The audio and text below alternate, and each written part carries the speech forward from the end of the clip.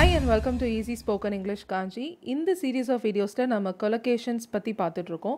So இந்த வீடியோல நம்ம keep கூட காமனா யூஸ் பண்ற words and phrases, அதாவது keep ஓட collocations தான் பார்க்க போறோம். So without any further delay, let's get started.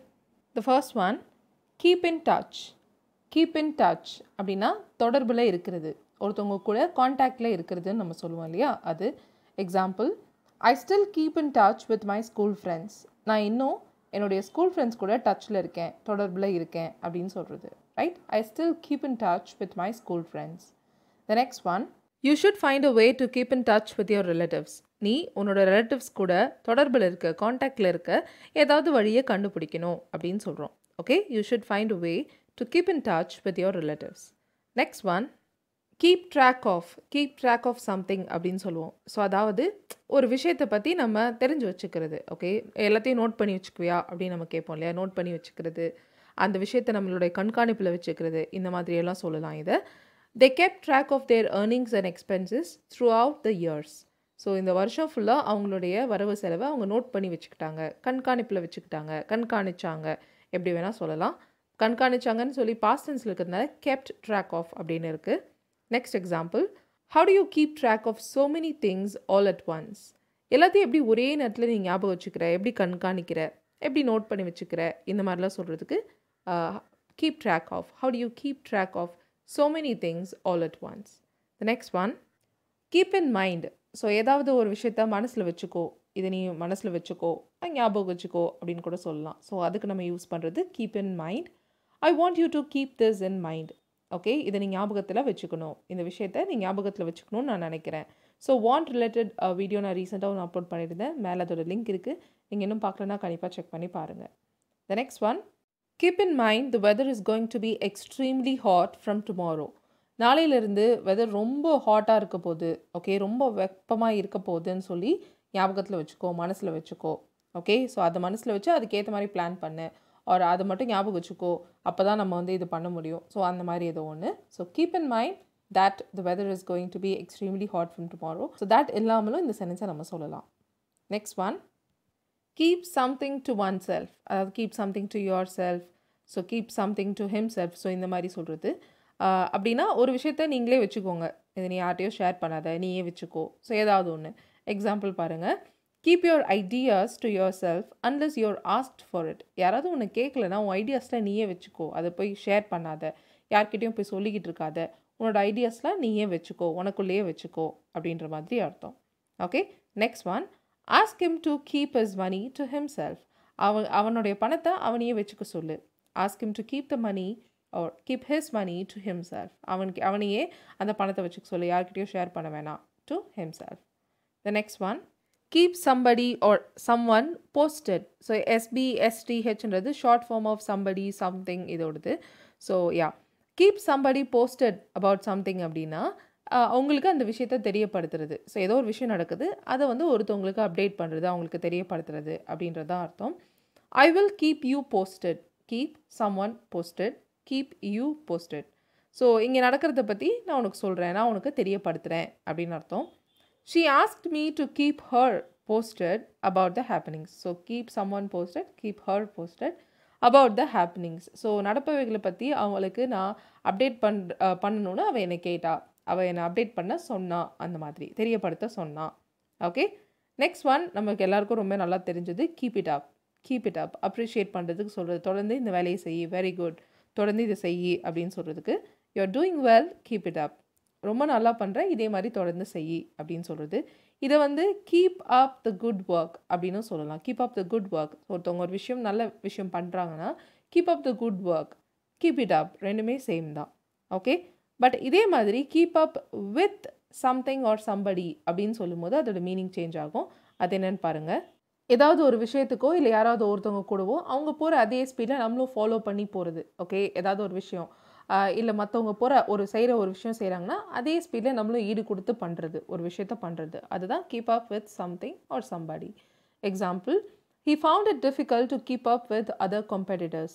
மற்ற போட்டியாளர்கள் கூட ஈடு கொடுக்க அவன் கஷ்டப்பட்டான், அவன் கஷ்டமாக ஃபீல் பண்ணான், அவனால் அவங்க போகிற அதே ஸ்பீடில் இவனால் பண்ண முடியல, he cannot follow them, அந்த மாதிரி. கரெக்டாக இந்த எக்ஸாம்பிள் பாருங்கள், I'm unable to keep up with current events.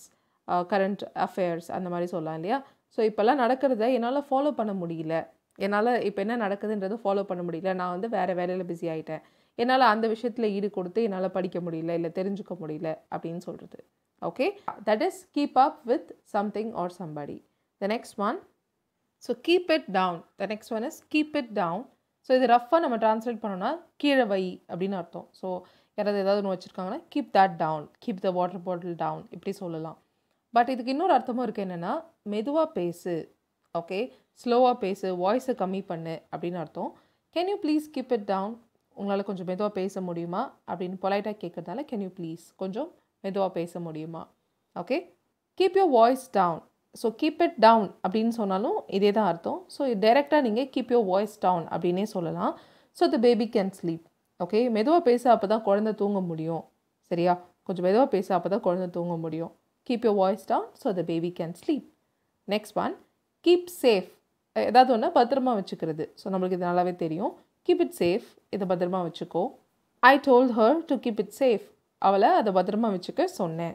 So keep safe, keep something safe, ஏதாவது ஒன்று பத்திரமா வச்சுக்கிறது.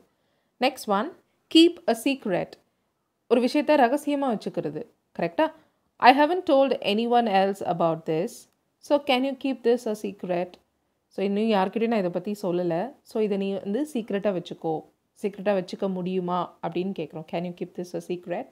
So keep this a secret அப்படின்னு கூட சொல்லலாம், சீக்ரெட்டாக வச்சுக்கோ, ஓகேவா.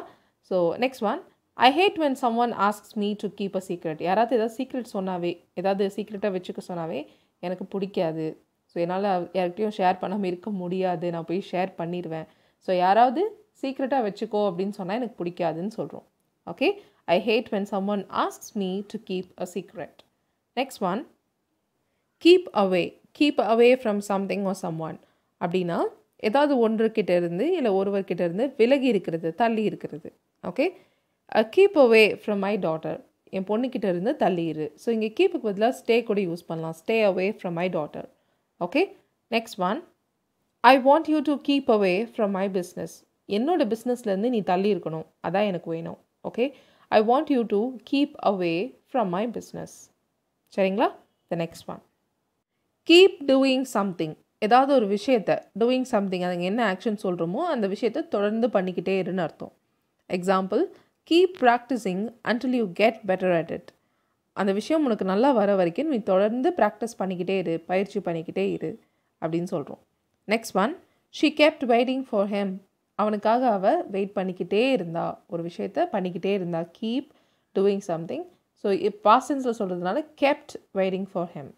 Alright, and the last one for today is keep someone from doing something. keep somebody or someone from doing something. ஏதாவது ஒரு விஷயத்தை ஒருத்தவங்களை செய்ய விடாமல் தடுக்கிறது, அதுக்கு தான் இந்த ஃப்ரேஸை யூஸ் பண்ணுவோம். I try to keep her from throwing it away. keep someone, keep her from doing something, right? From throwing it away. அவள் அதை தூக்கி போடாமல் நான் தடுக்க ட்ரை பண்ணேன். I try to keep her from throwing it away. Okay? You can't keep me from seeing my children. நான் என்னோட குழந்தைங்களை பார்க்குறத உன்னால் தடுக்க முடியாது. ஸோ நான் இந்த விஷயத்தை பண்ணுறத நீ தடுக்க முடியாதுன்னு சொல்கிறோம். So keep me, you can't keep me from doing something, from seeing my children. Alright? That's it for today's video. So இந்த வீடியோவில் நம்ம collocations with keep, அதாவது கீப்போடு சேர்ந்து காமனாக நம்ம யூஸ் பண்ணுற வேர்ட்ஸ் அண்ட் ஃப்ரேசஸ் தான் பார்த்தோம். இங்கே நீங்கள் ப்ராக்டிஸ் பண்ணுறதுக்காக நான் 3 collocations கொடுத்துருக்கேன். கீப் காம், அமைதியாக இரு. Okay, keep calm, keep quiet, இதெல்லாம் நம்ம சொல்லுவோம் இல்லையா. ஸோ அதை யூஸ் பண்ணி நீங்கள் சென்டென்ஸ் எழுதுங்க. கீப் த சேஞ்ச், மீதியை நீயே வச்சுக்கோ. கீப் த சேஞ்சை நீயே வச்சுக்கோ அப்படின்னு சொல்கிறது. கீப் அ ப்ராமிஸ், சொன்ன வார்த்தையை காப்பாற்றுறது. நீ என்ன வார்த்தை, ஒரு ப்ராமிஸ் நீ யாருக்காவது கொடுக்குறேன்னா அதை காப்பாற்றுறது. ஸோ வார்த்தையை காப்பாற்றுறது அப்படின்னு வச்சுக்கோங்க. ஸோ இந்த 3 collocations யூஸ் பண்ணி நீங்கள் சென்டென்சஸ் ஃப்ரேம் பண்ணி அதை காமெண்ட் பண்ணுங்கள். கண்டிப்பாக நான் கரெக்ஷன் பண்ணி ரிப்ளை கொடுக்குறேன். தேங்க்யூ ஸோ மச் ஃபார் வாட்சிங் this video till the very end. I'll see you all in the next video. Till then, take care and bye.